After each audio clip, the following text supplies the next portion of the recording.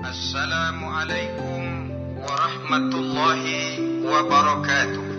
Waalaikumsalam warahmatullahi wabarakatuh. Bismillahirrahmanirrahim. Alhamdulillahi rabbil alamin. Wassalatu wassalamu ala ashrafil anbiya'i wal mursalin, Sayyidina wa maulana Muhammadin wa ala alihi wa ashabihil mujahidin at-tahirin, amma ba'du.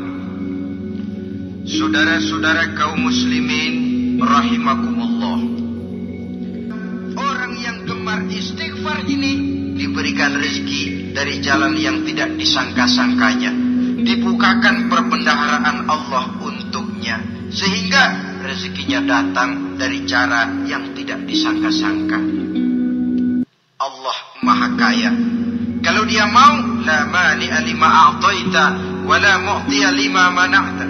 Tidak satu kekuatan pun yang mampu mencegah apa yang hendak diberikan Allah, dan tidak satu kekuatan pun yang sanggup memberikan apa yang dicegah oleh Allah Subhanahu wa taala. Ini keistimewaan yang diberikan Allah kepada mereka yang gemar beristighfar di dalam kehidupan ini.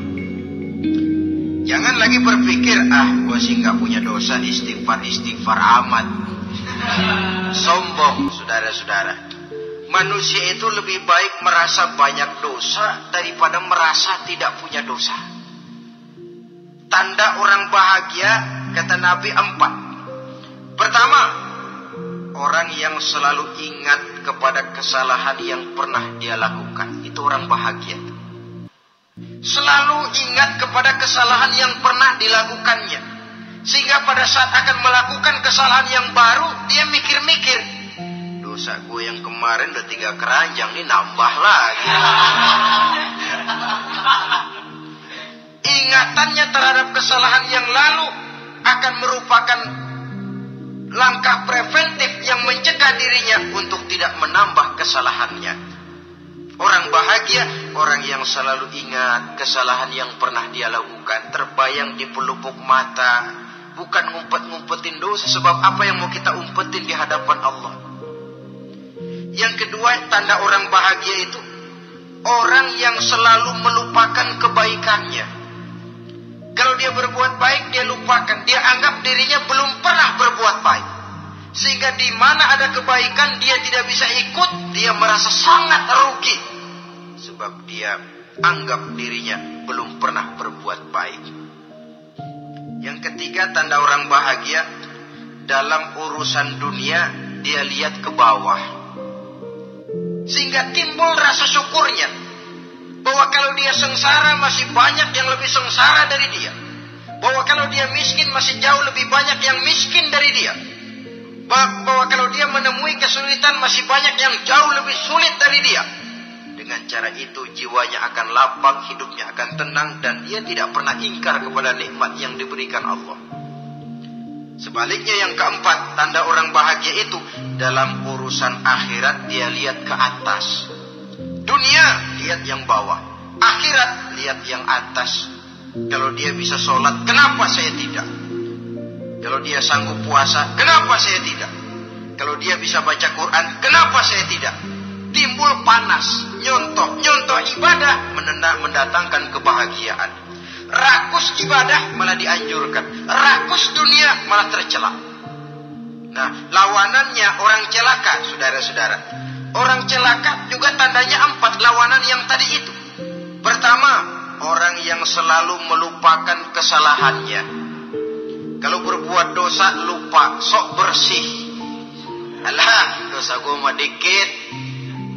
Saudara hadirin yang saya muliakan, orang yang selalu melupakan kesalahan, menganggap dirinya bersih, akhirnya kalau ingin berbuat dosa nggak dimikir-mikir, tidak ada lagi yang ditimbang-timbang. Selanjutnya, yang kedua, orang celaka itu orang yang selalu mengingat kebaikannya. Akhirnya apa? Timbul sifat nepuk dada, membanggakan jasa, lahirlah pahlawan-pahlawan kesiangan.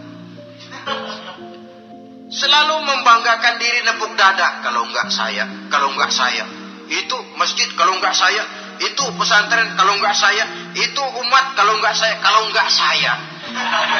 Memangnya kalau nggak sampean kenapa?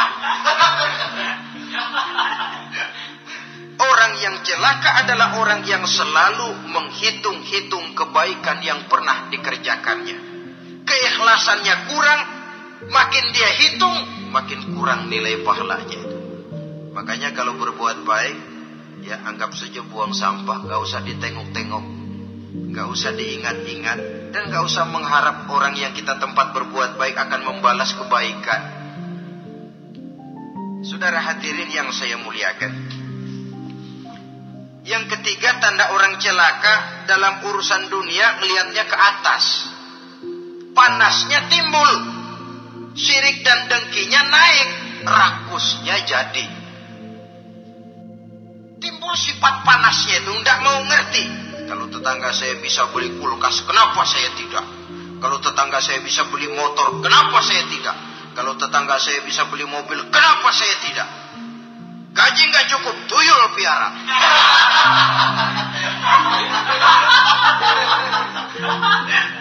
Orang itu kalau sudah didorong oleh rakus kan bisa jadi menghalalkan segala macam cara untuk mencapai tujuan.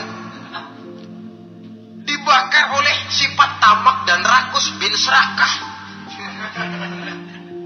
Nah, kalau sudah didorong oleh rasa rakus, yang segera tersingkir pertama rasa malu. Orang kalau sudah rakus nggak ada malunya, rasa malunya hilang. Padahal syarat jadi orang itu kan kalau punya rasa malu. Nggak punya rasa malu, kurang syarat jadi orang. Akan bagaimana jadinya masyarakat, bahkan bangsa dan negara, kalau rakyatnya sudah tidak punya rasa malu. Yang kedua rasa takut hilang, terutama takut kepada Allah. Sirna sama sekali. Sudah tujuan menghalalkan cara. Yang keempat tanda orang celaka dalam urusan akhirat, lihatnya malah ke bawah.